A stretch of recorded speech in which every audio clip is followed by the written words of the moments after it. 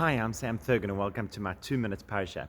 In this week's Sidra of Vayechi, Yaakov famously blesses his sons, but what has always confused me is that the first three sons seem to receive not a blessing, but in fact a rebuke, and a public rebuke at that. That whilst their brothers are being blessed they have the strength of a lion and the endurance of a donkey and the blessing of a tree planted by streams of water and the wealth of a bread rich in oil, Reuven, Shimon, and Levi are all called out for the things that they have done wrong. Reuven is told that he is impetuous and rushes ahead into things without thinking. Shimon and Levi are told that they act with anger and violence. And then, from Yehuda onwards, everything is nice again. And Rabbi Hanan Porat gives a wonderful answer, is that he says within what Yaakov says is not criticizing them only. In fact, the point is not to criticize them,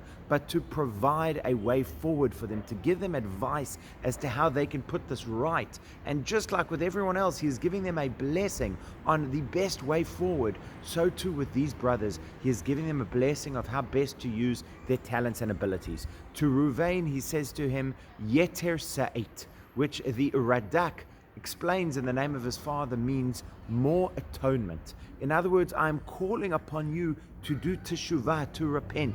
You have made these mistakes. However, with atonement, with doing the right thing, with saying sorry to Hashem, that's how you can put it right. And so he's not calling him out, he's calling upon him, saying, my son, you have made mistakes, but with teshuvah, it'll all be put right. That is your destiny. And with Shimon and Levi, he says, you have such brotherhood.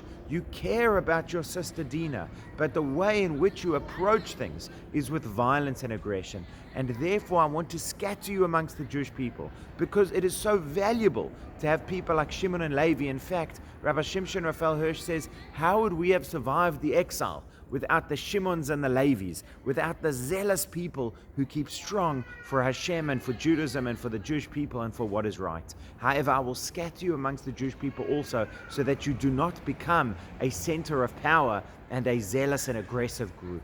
And so with those three, even though it seems like he is only criticizing them, in fact, he is mentioning this is the problem, but these are also the solutions and the great ways in which you can use this as an opportunity for future growth and strength for yourselves and for all of the Jewish people. Shabbat Shalom.